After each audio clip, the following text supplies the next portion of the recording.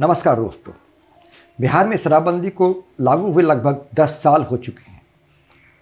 जब शराबबंदी लागू की गई थी तब इसके पीछे सबसे बड़ा तर्क था शराब से होने वाली घरेलू हिंसा को रोकना, महिलाओं को सुरक्षित करना और गरीब परिवारों की आर्थिक स्थिति सुधारना। लेकिन आज सवाल यह है, क्या शराबबंदी अपने उद्देश्य में सफल हुई?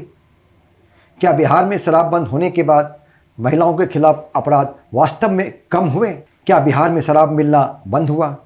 क्या शराब पीने की आदत खत्म हुई? और सबसे बड़ा सवाल, क्या बिहार को शराबबंदी से फायदा हुआ या आर्थिक नुकसान? अब इन सवालों पर एक महत्वपूर्ण अध्ययन सामने आया है। यह अध्ययन national council of applied economic research यानी NCAER से जुड़ा है और इसे इंडिया पॉलिसी फोरम 2026 में प्रस्तुत भी किया गया।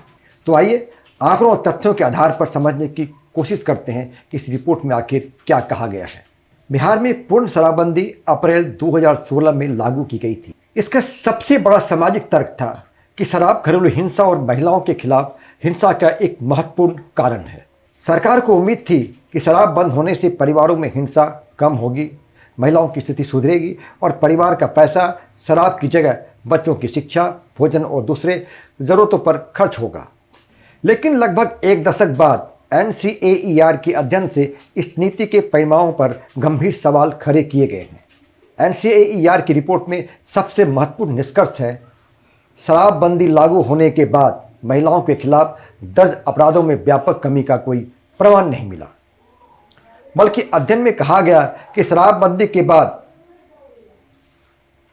कई वर्षों में महिलाओं के खिलाफ कुल दर्ज अपराध बढ़े हैं। लेकिन इसका मतलब यह नहीं कि शराबबंदी की वजह से अपराध बढ़ा। अगर हम NCRB national crime record bureau के दर्ज मामलों को देखें तो तस्वीर और भी दिलचस्प हो जाती है। शराबबंदी से पहले 2015 में बिहार में महिलाओं के खिलाफ लगभग 13,904 मामले थे और 2023 में यह संख्या बढ़कर लगभग 22,952 मामले दर्ज हो गई। मतलब लगभग 71% की वृद्धि दिखाई देती है। हालांकि NCRB के दर्ज मामलों में वृद्धि का मतलब यह अपने आप में साबित नहीं करता कि शराबबंदी के कारण अपराध बढ़े हैं।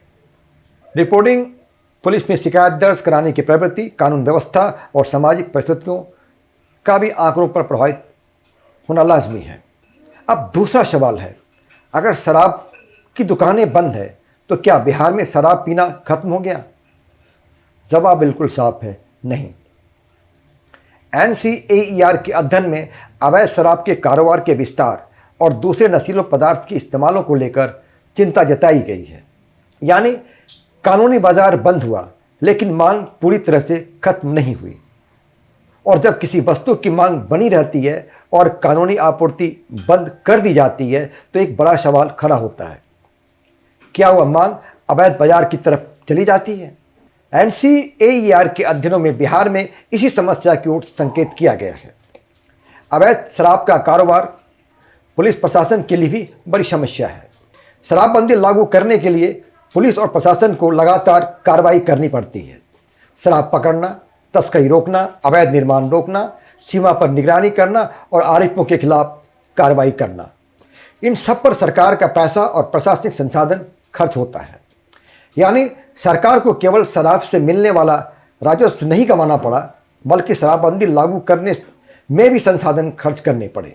अब आता है सबसे बड़ा मुद्दा, राजस्व। शराब से मिलने वाला आबकारी राजस्व बिहार का सरकार के लिए शराबबंदी से पहले महत्वपूर्ण आय का स्रोत था। NCAER के अध्ययन के अनुसार शराब पर पहले मिलने वाला आबकारी राजस्व राज्य की अपनी आय का लगभग 14% था। अध्ययन का अनुमान है कि अगर शराब पर पुरानी तरह से आबकारी कर व्यवस्था वापस लाई जाए तो बिहार की अपनी राजस्व आय में लगभग 14 से 15% तक की वृद्धि हो सकती है। अब सवाल यह है कि अगर यह अतिरिक्त पैसा सरकार को मिले तो उसका इस्तेमाल सड़क, शिक्षा, स्वास्थ्य, रोजगार और दूसरी विकास योजना में लगाया जा सकता है।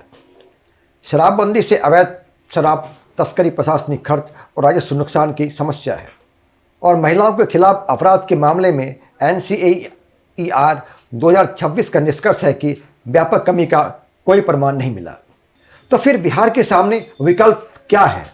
अब असली सवाल यही है, क्या बिहार में शराबबंदी पूरी तरह खत्म कर देनी चाहिए या इसे और कड़ा किया जाना चाहिए, या कोई बीच का रास्ता निकाला जाना चाहिए?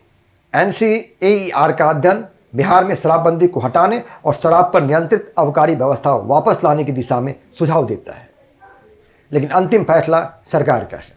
अब आपकी क्या राय है? क्या बिहार में शराबबंदी जारी रहनी चाहिए या NCAER की रिपोर्ट के सुझाव के अनुसार नियंत्रित तरीके से शराबबंदी खत्म करके उस राजस्व को स्वास्थ्य और रोजगार में लगाना चाहिए? अपनी राय कमेंट में जरूर लिखिए। वीडियो पसंद आए तो लाइक करें, शेयर करें और चैनल को सब्सक्राइब करें। धन्यवाद।